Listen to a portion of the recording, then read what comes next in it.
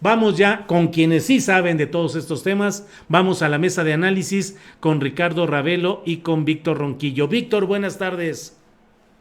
Hola Julio, buenas tardes y buenas tardes también para Ricardo, para el público que amablemente nos escucha y participa de este debate, de esta reflexión.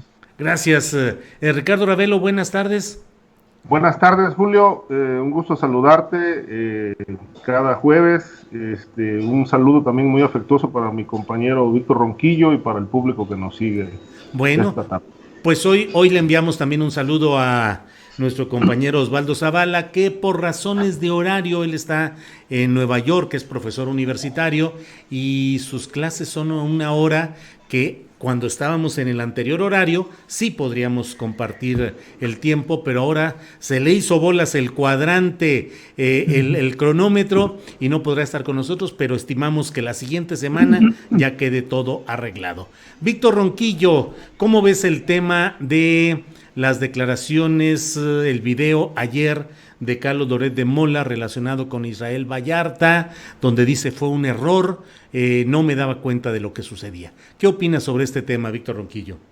Mira, yo partiré de lo anecdótico y bueno, justamente unos días antes de que se presentara este video de forma espectacular, bueno, esta intromisión de supuestamente la captura por parte de la Policía Federal de un grupo de secuestradores, días antes yo me encontraba en alguno de estos viajes de la reporteada y hubo una captura similar en un evento real y que, bueno, no ha sido cuestionado mayormente, absolutamente desangelado.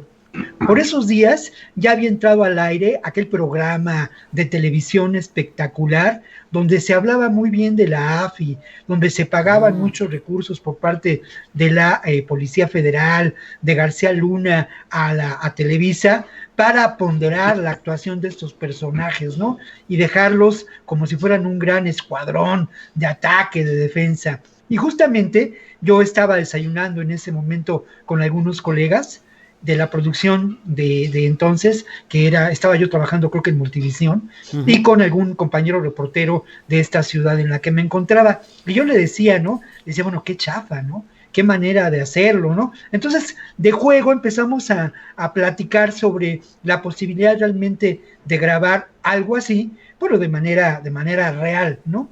Y justamente yo creo que no fuimos los únicos a los que se nos ocurrió esta idea.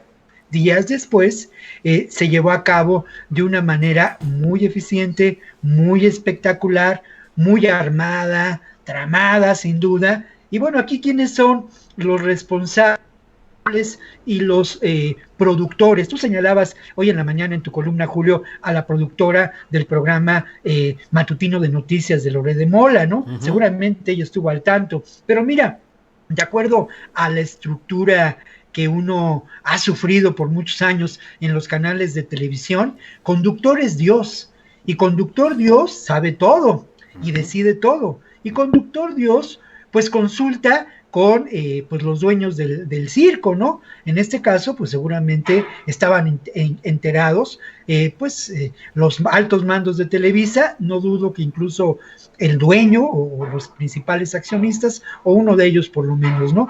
Y luego por el otro lado, pues seguramente los altos mandos de la Policía Federal de García Luna estaban enterados del montaje de este show. Entonces es francamente poco creíble, ¿no?, que Loret de Mola diga ahora que no sabía. Todos los que hemos trabajado alguna vez en la televisión sabemos cómo se manejan estas cosas y sabemos que en muchas ocasiones esta idea de que prive el espectáculo es muy importante, y si ese espectáculo además te va a generar o te va a redituar ganancias políticas, ganancias económicas, te va a vincular, pues, digamos, amablemente, gratamente, con espacios del poder político, qué mejor, ¿no? Entonces, deja de lado. Ahora, aquí lo otro que es enormemente preocupante, y si hay que insistir en ello, es precisamente la función que jugamos los medios en relación a estos casos. ¿Qué nos toca hacer a nosotros? ¿Qué nos toca hacer como reporteros, a Ricardo, a mí? ¿Qué nos toca hacer como a Osvaldo, como un académico que reflexiona sobre estos temas, y también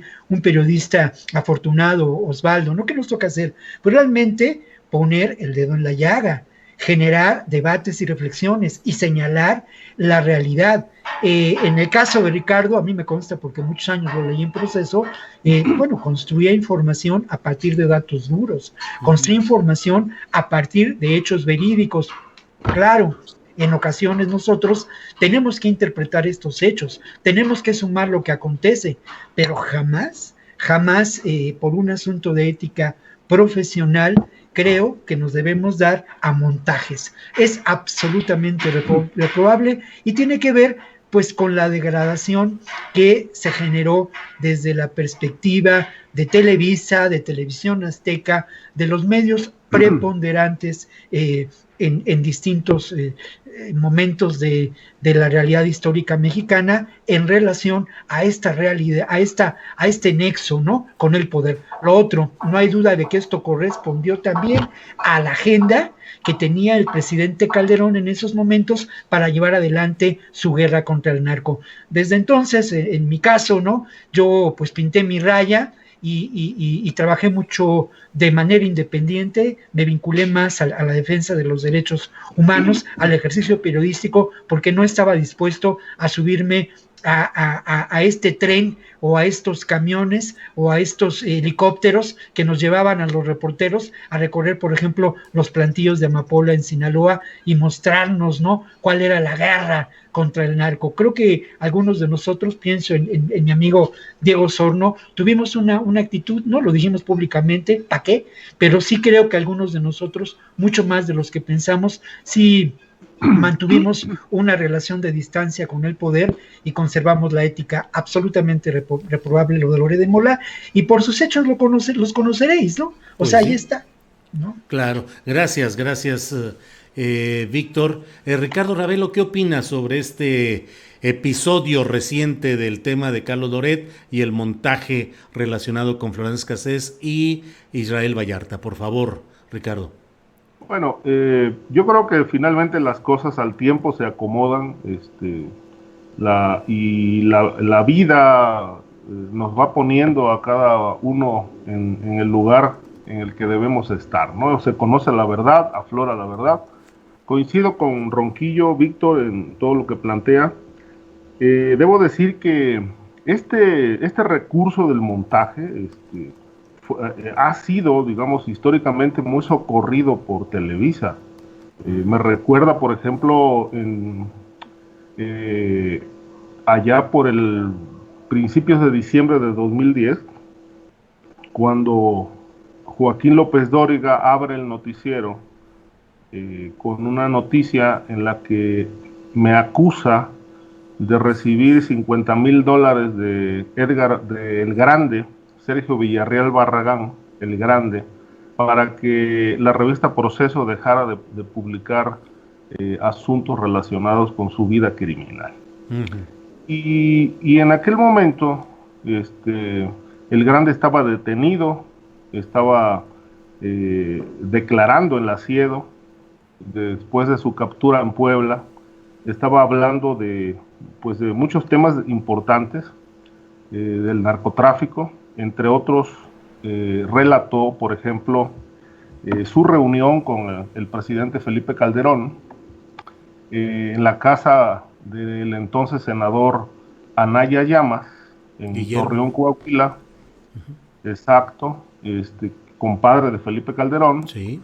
Que incluso cuando Calderón era presidente electo, fue padrino de la hija de Anaya.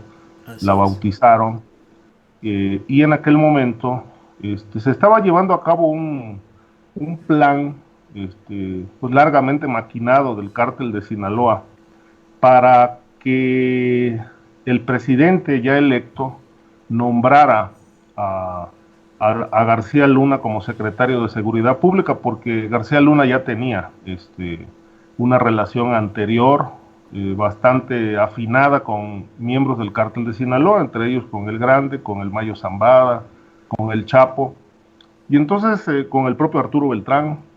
Y entonces hubo una reunión en Sinaloa donde se planeó que El Grande fuera el emisario que llegara a Calderón y hiciera el planteamiento y la oferta.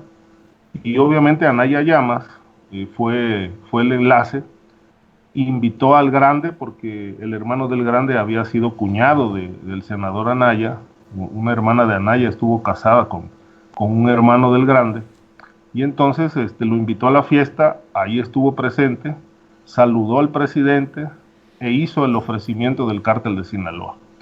Obviamente todo esto implicó un pago multimillonario, según las propias declaraciones de Sergio Villarreal. Cuando terminó de declarar en la Siedo, yo obtuve copia de las declaraciones, hice público todo aquello, y resulta que como consecuencia, Televisa difundió un video donde el Grande está haciendo declaraciones en el sentido de que me habían pagado para que la información relacionada con el cártel al que el Grande pertenecía no se publicara en Proceso. Obviamente fue un montaje burdo, donde no había coincidencia con las fechas. Todo aquello fue hecho ex profeso para golpear a la revista, fue un golpe bajo, de tal suerte que, bueno, este asunto de Loret de Mola, pues no me extraña, ¿no? Finalmente es el sello de la casa, ¿no? Están acostumbrados a mentir, están acostumbrados a tergiversar información, y obviamente, bueno, aquel favor enorme, pues lo hizo López Dóriga directamente para favorecer los intereses del poder, como ha sido históricamente su estilo, el entreguismo absoluto, en el que puede finalmente, la historia de él mismo lo indica, ¿no? A López Dóriga le ha faltado alfombra para seguirse arrastrando a los pies del poder presidencial, como ocurrió en aquel momento con Felipe Calderón. De tal suerte que, bueno, hoy sale a flote todo este tema de Vallarta, todo este drama de Vallarta, que él lo negó, pero bueno, las evidencias finalmente son contundentes, ¿no? Son contundentes. Loret de Mola, pues, un periodista que sin duda pues ha tenido sus éxitos, ha sido un periodista, digamos que protagonista, que ha traído muchos reflectores, pero que sin duda pues también parece que tiene un lado oscuro, que pues se había difundido en aquel momento, en 2005, cuando este montaje del caso Cassés, y que hoy, bueno, pues queda más que evidente, una falta de ética, falta de seriedad, que bueno, queda en evidencia ante este burdo montaje, que pues no fue otra cosa más que para servir a los intereses en aquel momento del personaje que el cártel de Sinaloa puso en la Secretaría de Seguridad Pública en el sexenio de Felipe Calderón. Ricardo, aprovecho para preguntarte, ¿hubo alguna corrección, disculpa o precisión de López Dóriga o de Televisa, en este caso que mencionas relacionado contigo y con la revista Proceso? No, en ningún momento, al contrario, lo que hicieron fue enderezar una amplia campaña en contra mía y en contra de Proceso, en contra de Julio Scherer.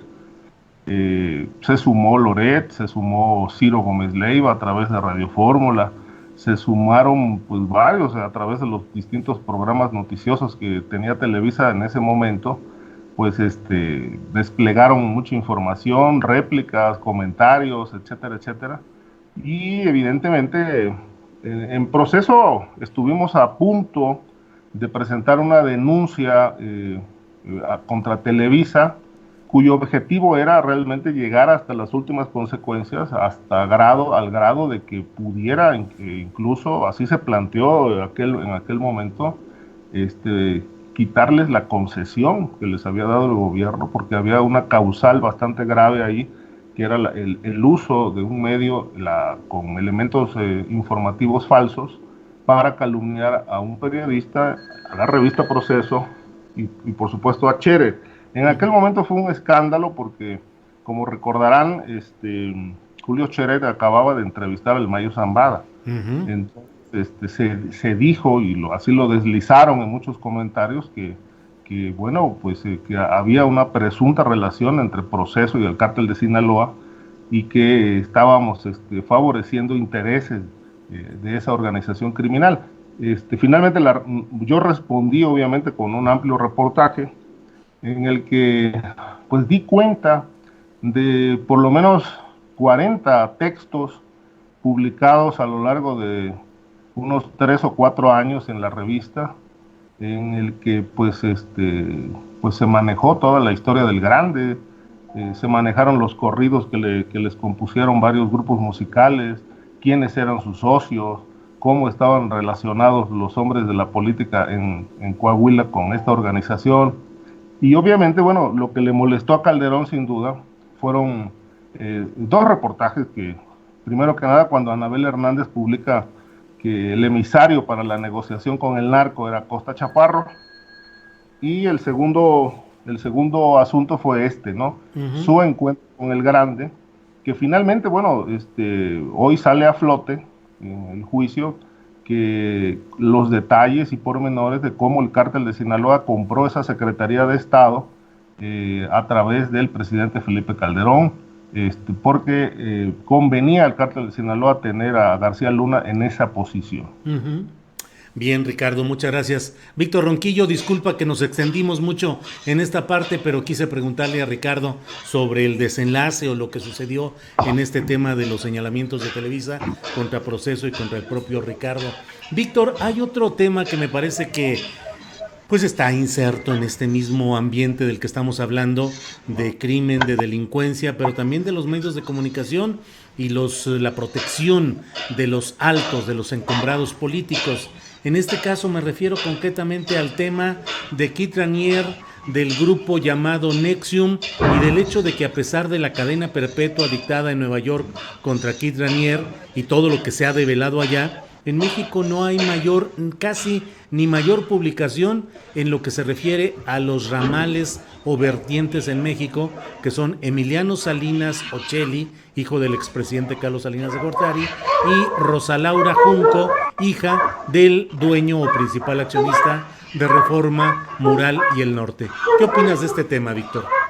Sí, bueno, antes que nada, de verdad que la memoria es flaca. Yo recuerdo esos días, fueron días muy difíciles, pero en el fondo de todo, en ese momento como ahora, la solidaridad para Ricardo, para Proceso, en ese momento y entonces, ¿no? Y creo que muchos de nosotros, pues hemos visto y hemos compartido con Ricardo el trabajo ahí, ahora sí, que a nivel de cancha, ¿no? En muchos lugares y sabemos de su integridad y por el contrario, como lo dije, ¿no? Por sus obras lo conoceréis. Un último apunte en relación a este caso y también reconociendo lo que ocurrió con Olga Womat, y es muy importante como lo que Olga revela en su más reciente libro sobre Calderón, el sombrío, el tenebroso, el oscuro. Bueno, lo que revela era ella que es pues simplemente sumar los hechos, es que, mira, la Secretaría de Seguridad Pública entonces funcionó como un cártel, y una de sus actividades fundamentales como organización criminal fue ni más ni menos que el secuestro. Entonces, esta fabricación de culpabilidades tuvo finalidades muy concretas, ¿no? Y fue útil precisamente para desviar la atención, para construir un discurso, y creo que eso vale la pena mencionarlo y señalarlo. Y obviamente, sobre todo en esos años, ahora es diferente, ¿no? Pero en esos años, uno de los enemigos acérrimos del poder en este país, pues fue la revista Proceso, ¿no? Una revista con una perspectiva crítica y sobre todo con, en el caso del narcotráfico, con una información muy puntual, revelando hechos, detalles que un domingo sí y otro también vinculaban a el ejercicio del poder, al poder político con el poder criminal de estos grupos en distintos lugares del país. Sobre estos hechos de NXIVM, mira, creo que es evidente este espacio, ¿no?, de degradación del poder. Eso es lo primero que hay que mencionar, y luego, bueno, tendríamos que recurrir a la operación de lo que podemos considerar estas sectas destructivas, ¿no? ¿Qué ofrecía este grupo? Ofrecía el éxito, ni más ni menos, ¿no? El éxito a toda costa. Esto tiene que ver con la cultura de este periodo, la manera de ver el mundo, la manera de interpretar los hechos, la manera de pues generar incluso acciones, ¿no?, concretas, y que bueno, pues podemos llamar capitalismo del despojo, capitalismo de guerra, neoliberalismo, como lo querramos llamar, pero sin duda son valores trastocados, valores torcidos. No sorprende para nada que este grupo haya encontrado alianzas en estas personas que estaban vinculadas al poder, que eran beneficiarios del poder y que, bueno, pues eran hijos, ¿no?, de poderosos en ese momento. Lo que sorprende, y eso hay que insistir en ello, es que sin duda en este país ya ha habido denuncias en los medios de víctimas graves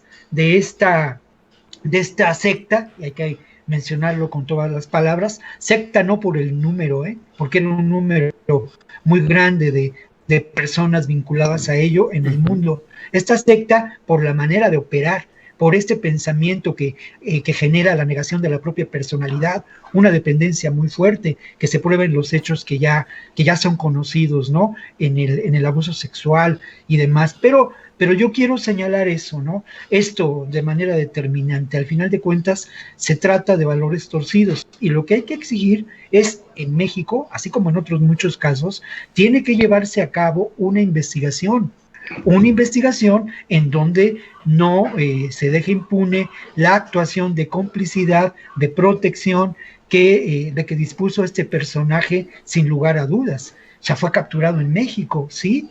Claro. Tenía un proceso de extradición, pero pasaron años. ¿Y quiénes lo protegieron? Sin duda lo protegieron estos espacios del poder que se beneficiaron por muchos años de este tramado terrible, oscuro, que en términos de valores da por resultado una enorme perversión, ¿no? Sí.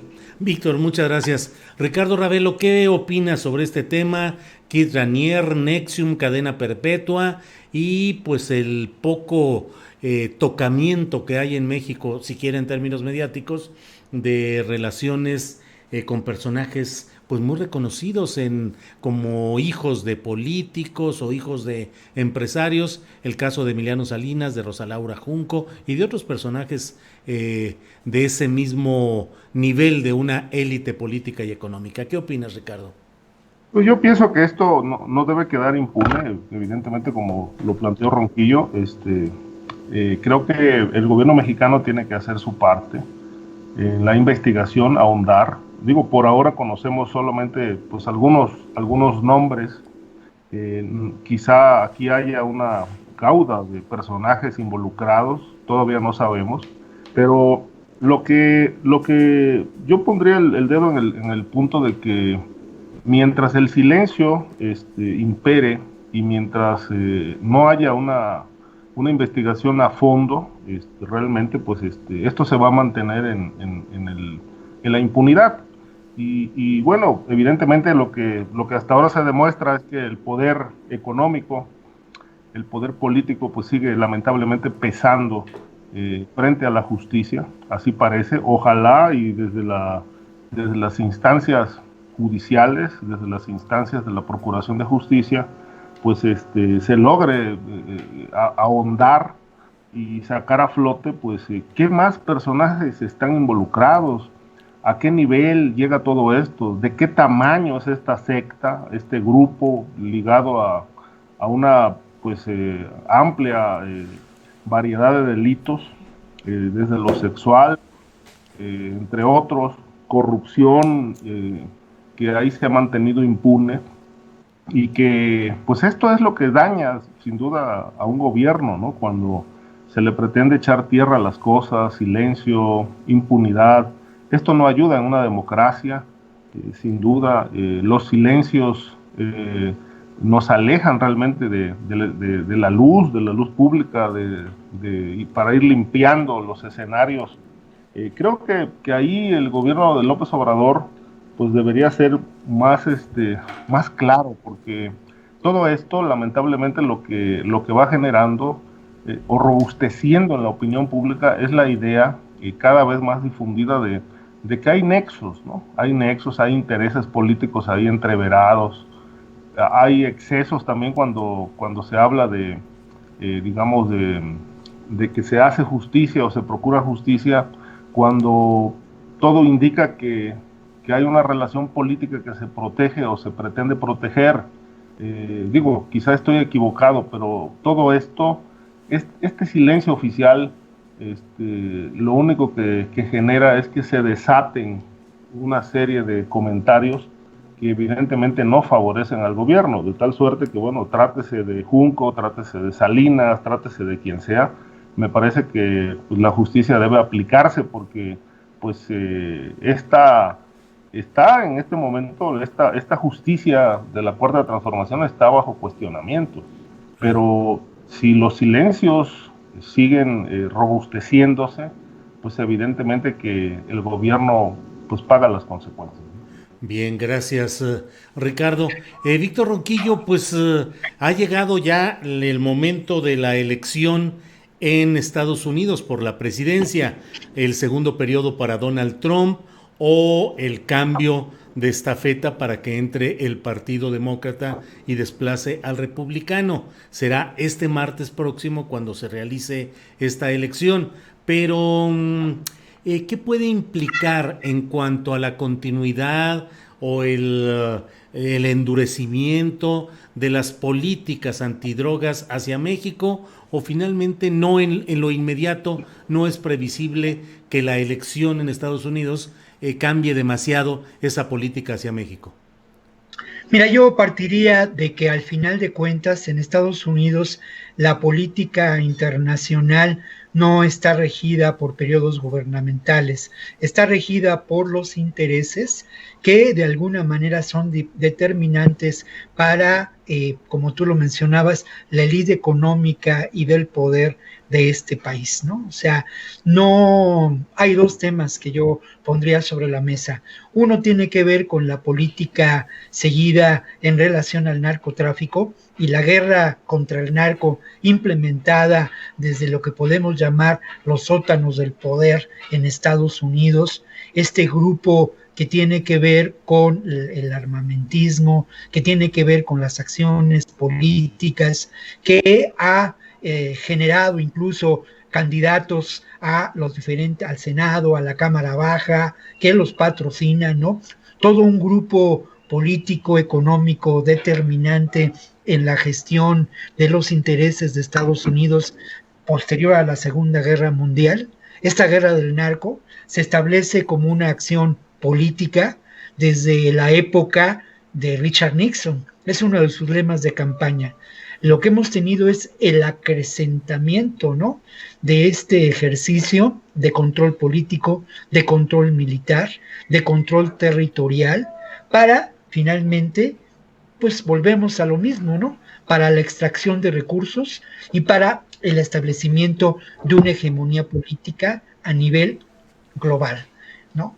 En cuanto a la posible transformación de esta política, me parece todo lo contrario.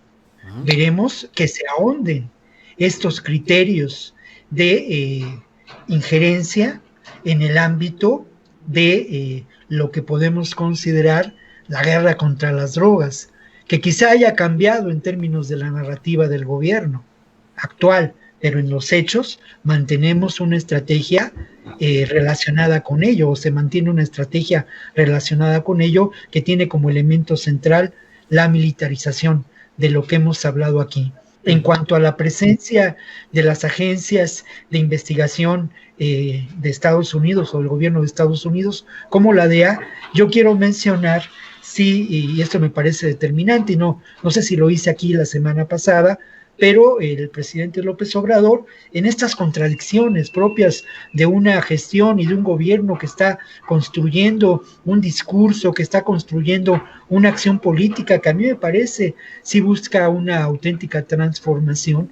Bueno, él reveló que uno de los primeros acuerdos que tuvo con los integrantes del Gabinete de Seguridad fue el establecer como una condición de acción la soberanía. Importante. ¿Hasta dónde es posible? Bueno, hay una contienda Hay una lucha política evidente de la que no podemos desligar lo que está ocurriendo con el caso de Cienfuegos y tampoco podemos desligar lo que ha ocurrido en distintos momentos propiamente de esta acción. La Operación Mérida, o esto ahora se da ya en otro nivel y en estos momentos parecería que sucumbe, pero no ha terminado la acción del Comando Sur como una determinación política. Y en términos de la migración, para ahondar en estos posibles elementos de una continuidad política en relación del gobierno de Estados Unidos con nuestro país y con los países de este continente, de este sur de la pobreza, bueno, lo que hemos tenido desde la década de los 60 es una continuidad en establecimiento de políticas migratorias cada vez más feroces, cada vez más determinantes en la negación de derechos, con algunas excepciones en momentos concretos que beneficiaron a la economía de estados como California. Se recordará la ley Rodino de los años 80, por ejemplo, ¿no? Pero no hay duda de que precisamente durante el gobierno de Bill Clinton la frontera se militariza y se lleva a cabo la estrategia de construir en los hechos un muro que no necesariamente, aunque tiene presencia física, es un muro que tiene que ver con las estrategias de guerra aplicadas en la frontera, con una idea de controlar la migración y solamente aprovechar los recursos humanos, las capacidades productivas de quienes podían migrar. Se abre y se cierra la llave para dejar pasar quienes pueden resultar más productivos. Esto ha tenido diferentes derivaciones. Es cierto que Tamala, la candidata, ¿no?, a vicepresidente, se ha pronunciado a favor de terminar con la famosa México país de tercera opción, con abrir el derecho al asilo, ¿no? Ojalá que no sean promesas de campaña y como ella misma lo dijo, se respete la dignidad de los migrantes, pero en el fondo creo que la política en términos del narcotráfico, en términos de la migración, ha sido la misma mantenida por el gobierno de Estados Unidos y sin duda también en términos reales la política económica que ahora tiene otro carácter y que es el TEMEC, pero obviamente esto ya sería parte de otro tema, pero estos son los tres elementos centrales en este momento, lamentablemente, de la relación de México con Estados Unidos, y yo veo, pues dada la capacidad de acción política de Biden durante el gobierno de Obama, del propio Obama, y de acuerdo a lo que el Biden ha expuesto en los debates que hemos presenciado, bueno, veo poca opción de verdaderas alternativas y de cambios profundos. La alternativa y el cambio pues tienen que generarse desde este lado de la frontera, pues con una acción que mantenga la soberanía. Muy bien, gracias, Víctor. Ricardo Ravelo, sobre este mismo tema, ya el martes es la elección de nuevo presidente o la continuidad de Donald Trump. ¿Qué tanto puede influir en el tema de la lucha contra las drogas en México, Ricardo? Sí, mira, ahí sí te podría decir, yo no veo ahí tampoco ningún cambio de paradigma en la política antidrogas. Evidentemente, me parece que se puede endurecer, sobre todo a partir de lo que se ha venido diciendo en los últimos 2 años, ¿no?, que preocupa y mucho esta delincuencia organizada que todavía está sin combatir en el caso de México. Lo ha dicho la DEA, lo han dicho pues funcionarios distintos que han estado en México. Pompeo incluso en su visita más reciente pues expresó también esto.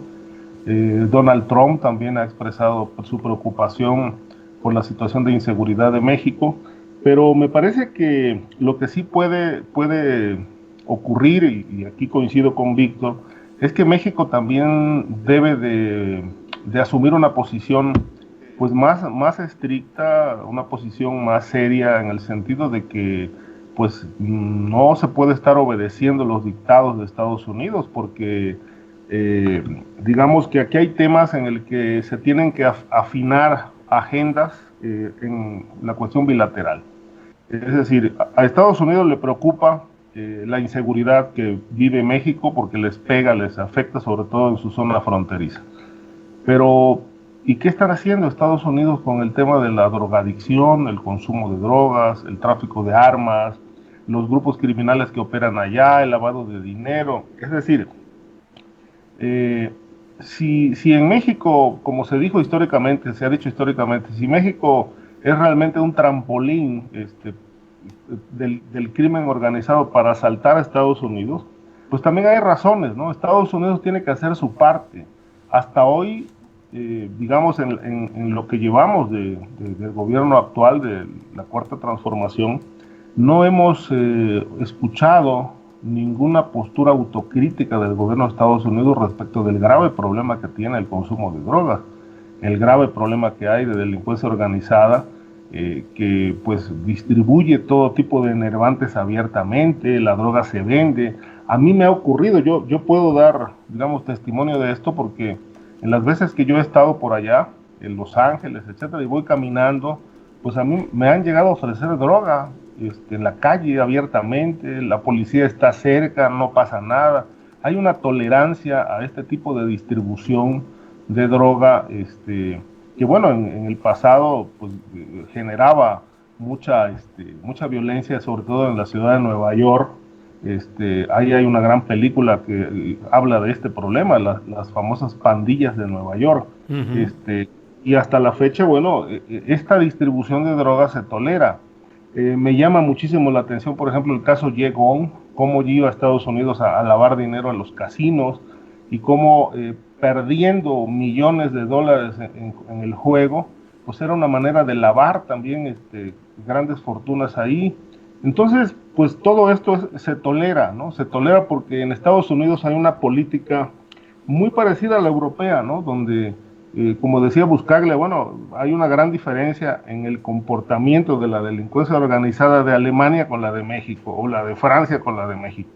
Pues sí, porque allá se han establecido acuerdos con el crimen organizado, en Estados Unidos también, y bueno, lo que sí no vemos, vemos una gran actividad de narcotráfico, de lavado de dinero, pero no vemos violencia de alto impacto. Entonces yo creo que esto no tiene que ver con el hecho de que haya una política frontal de combate al crimen organizado, simplemente hay tolerancia y ha habido una negociación por mucho tiempo. Entonces, a partir de ahí yo creo que hay la gran oportunidad, digamos, si gana la elección el señor Biden, pues de realmente establecer una gran agenda bilateral en el tema del crimen organizado, donde ambas partes se puedan comprometer a enfrentar sus problemas a fin de que esta situación que hoy está alterando la vida pública, tanto en Estados Unidos como en México,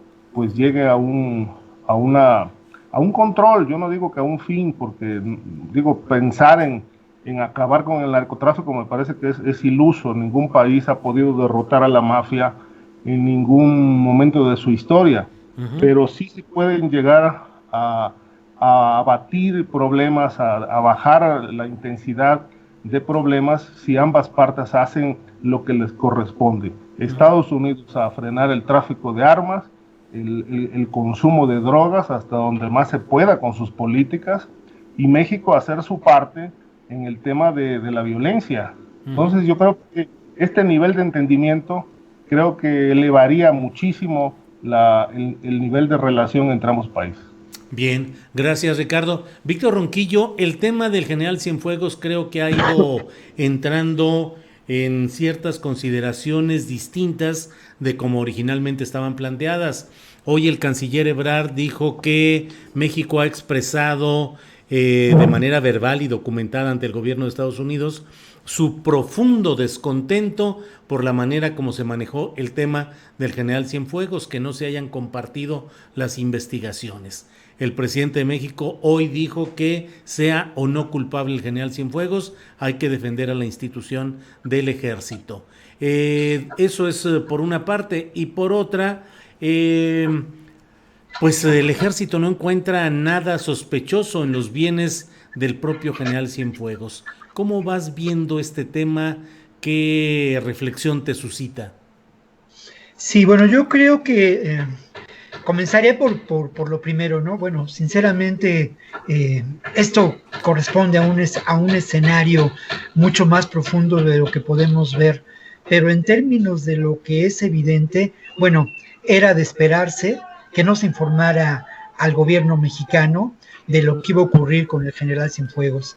Lamentablemente, pues los hechos indican una enorme complicidad entre el poder político y el poder del narcotráfico. Presente o no en este gobierno al más alto nivel, pues me parece que no está presente. Yo creo que Andrés Manuel López Obrador puede ser acusado de muchas cosas, menos de estos vínculos con el crimen organizado, más allá de que salude o no salude a la mamá del Chapo. Esto me parece que es irrelevante, como ya lo hemos señalado, ya lo he señalado yo, pero sí creo que en diferentes ámbitos de la gestión de este gobierno están aún enquistados personajes ligados a esta parte oscura de la vinculación entre el poder político y el crimen organizado. No era posible que se informara porque esta acción no se hubiera podido llevar a cabo, ¿no? Nosotros hemos sido reporteros muchos años y hemos sido testigos de cómo los operativos, cuando hay acciones en las que se conjuntan diferentes niveles de gobierno, el poder federal, el poder municipal, el poder estatal, la filtración de información da al traste con estos operativos. Yo puedo enumerar muchos, ¿no? Entonces creo que cabía la prudencia, cabía la secreción para llevar adelante esta detención que nos revela un hecho que ya hemos comentado aquí y que pues deja ver, y ese es mi punto de vista, el alto nivel de corrupción de una institución que desde ningún punto de vista es incorruptible, que lamentablemente formó parte de este Estado mafioso, ¿no? Y que respondió a los intereses de ese Estado mafioso que se vinculó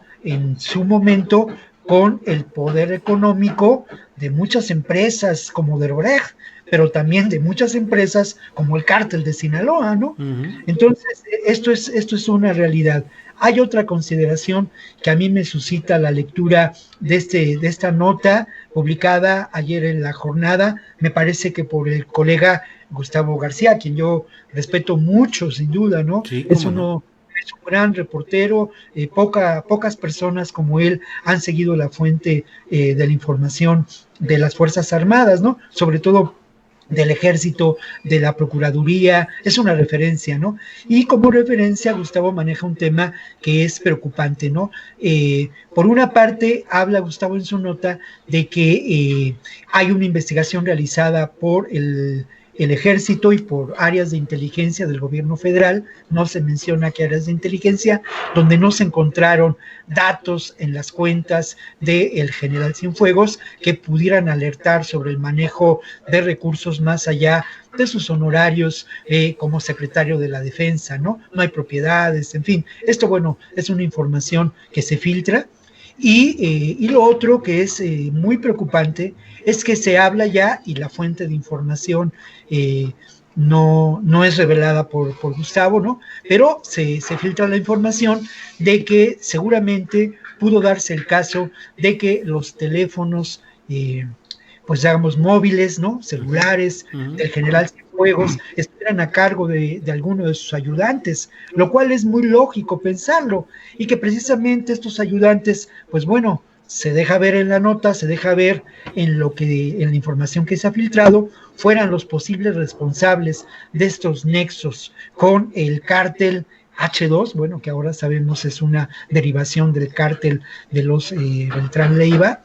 Y bueno, esto me parece preocupante porque de alguna manera hay dos elementos que parecieran tender a la posible exculpación en el territorio mexicano de hechos que se le están imputando al general Cienfuegos. También se habla de pues que hay declaraciones de testigos protegidos, y esto, bueno, los testigos protegidos en muchas ocasiones han sido considerados como fuentes de información dudosas, ¿no? Para poner en entredicho las acusaciones. Por otro lado, concluyo con esto, Julio, pero por otro lado, el tema del intento por parte del actual gobierno de fortalecer la institución ante estos ataques, ¿no? Entonces creo que tenemos que estar muy atentos, y creo que fíjate qué curioso, ¿no? Todavía no se han revelado de fondo los cargos, todavía no se inicia el proceso al general Cienfuegos, y ya hay muchos elementos de discusión. Esto creo que nos hace ver lo que la relevancia de este caso, que como yo lo decía en otro momento, pone en la silla, en el banquillo de los acusados, a todo un aparato de seguridad y lamentablemente también al estamento del ejército mexicano. Bien, pues muchas gracias, Víctor. Son las 2 de la tarde con 58 minutos, y bueno, estamos ya en la parte final de este programa. Así es que, Ricardo Ravelo, para ir cerrando, danos por favor tu opinión respecto a este tema del general Cienfuegos, y si percibes que está habiendo un cambio de postura y de argumentación en los altos ámbitos directivos del gobierno mexicano, es decir, la presidencia y la propia Cancillería. Por favor, Ricardo Ravelo. Mira, pues sí, han surgido ahora muchos comentarios en el sentido de que pues, parece un exceso la acción de la DEA en contra de Cienfuegos, que es una venganza. Hay mil versiones al respecto. Yo creo que primero que nada hay que dejar en claro que para hacer investigaciones en México abiertamente, la DEA no le pide permiso a nadie. Es decir, el tema de la llamada cooperación en materia criminal, pues es un papel solamente, porque en los hechos la DEA opera abiertamente, los agentes andan armados, intervienen en interrogatorios, coordinan operativos conjuntamente con la policía, con el ejército, les hacen llegar investigaciones para que la autoridad mexicana las complemente en el territorio nacional, obviamente siempre con su supervisión. Es una policía muy activa en México, esta tarea de la DEA, y no dudo para nada que incluso ellos mismos hayan intervenido los números telefónicos de Cienfuegos. Te lo comento por un antecedente que voy a citar. En el gobierno de Vicente Fox, debemos recordar, y creo que todo el público y nosotros también recordamos el caso de cómo llegó el narcotráfico a la oficina de Vicente Fox, estando allí Durazo como su secretario privado, tenía como coordinador de giras a Nahum Acosta. Claro. Cuando le cacharon aquella charla entre Acosta y al parecer uno de los hermanos Beltrán Leiva, creo que fue Arturo Beltrán.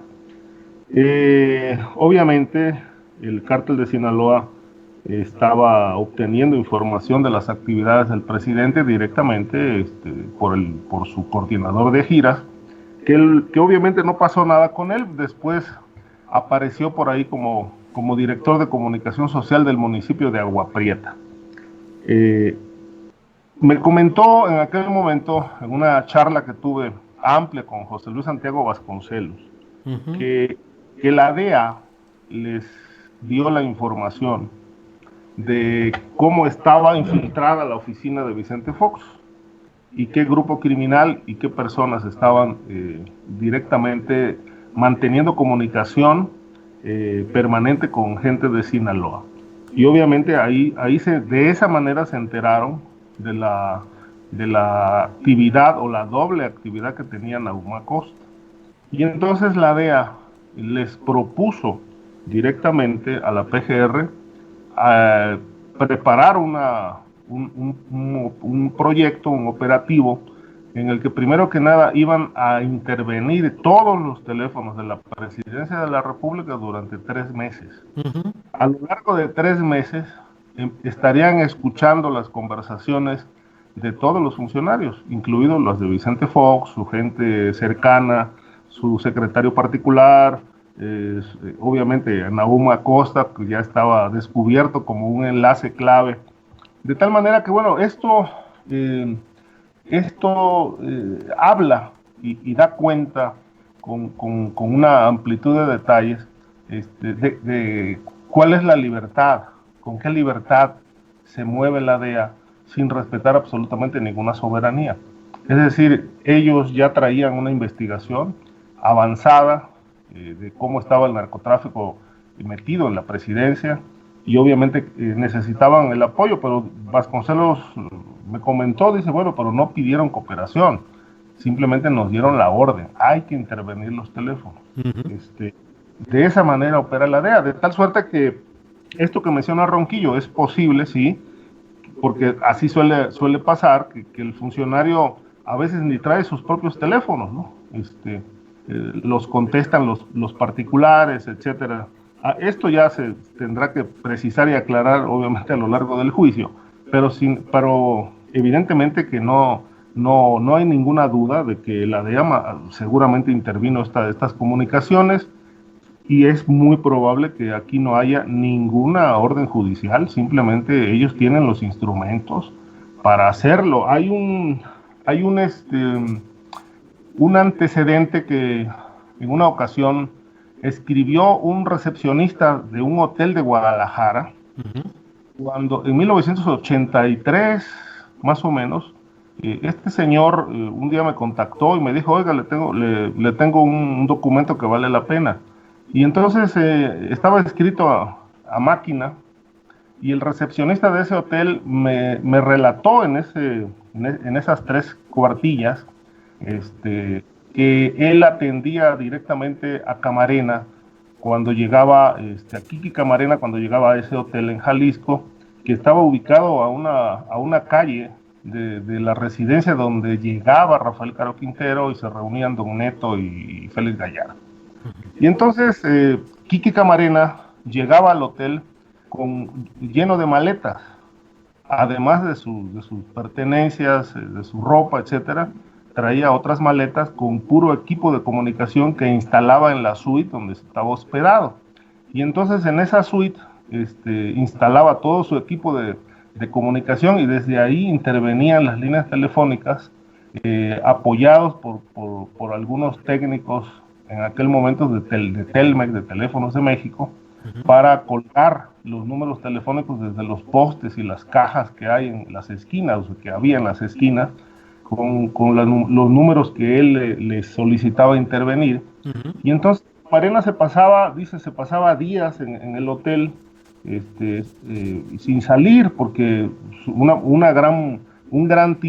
largo tiempo lo ocupaba obviamente en las escuchas telefónicas que él realizaba sin ninguna autorización judicial. Simplemente él conocía el movimiento del crimen organizado en Jalisco y sabía dónde vivían los capos y se dedicaba a espiarlos. Ha sido el trabajo de la DEA a lo largo de su historia.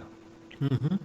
Bien, pues muchas gracias a ambos, gracias por esta mesa de análisis, y nos veremos el próximo jueves. Esperemos que ya esté disponible con su horario ya ajustado nuestro compañero Osvaldo Zavala. Víctor Ronquillo, muchas gracias.